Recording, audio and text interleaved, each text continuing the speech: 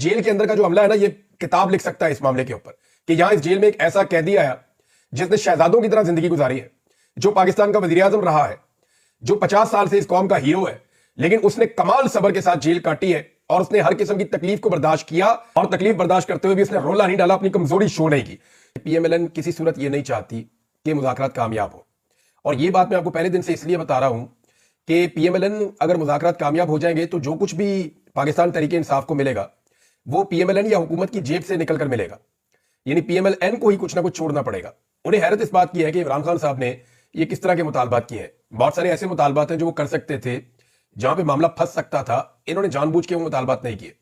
सादे सादे दो मुतालबात हैं जो लिख कर देने की भी जरूरत नहीं है। नंबर एक, आप जुडिशियल कमीशन बना दें कि कौन सही था और कौन गलत था 26 नवंबर का और 9 मई का। और दूसरा, वो ये कह रहे हैं कि जो अंडर ट्रायल हमारे कैदी हैं, जमानत जिनका हक है, उन्हें जो है वो आजादी दी जाए और उन्हें छोड़ दिया जाए। ये दो मुतालबात इमरान खान साहब के नहायत जायज है। अब इन मुतालबात को अगर तस्लीम कर लिया जाता है तो मुज़ाकरात कामयाबी की तरफ जाएंगे और आने वाले दिनों में इमरान खान साहब के बाहर आने के इम्कानात बढ़ते जाएंगे। आलमी प्रेशर इतना ज्यादा बढ़ गया है कि पाकिस्तान की एस्टेब्लिशमेंट उसे बर्दाश्त नहीं कर पा रही और एस्टेब्लिशमेंट इमरान खान साहब को छोड़ने के ऊपर हर गुजरते दिन के साथ मजबूर होती चली जा रही है। अब पाकिस्तान तहरीक इंसाफ को मुतनफर करने के लिए, मुज़ाकरात में खलल डालने के लिए दो तीन चीजें की जा रही हैं। एक तो पीएमएलएन के बड़े सख्त बयानात आना शुरू हो गए हैं। जानबूझकर एंकर्स को कहा जा रहा है कि इनसे इस तरह के हमसे सवालात करें जिनके नतीजे में हम ऐसे जवाब दें कि पाकिस्तान तहरीक इंसाफ के साथ हमारे जो मुज़ाकरात हो रहे हैं वो किसी लड़ाई की सूरत इख्तियार कर जाए।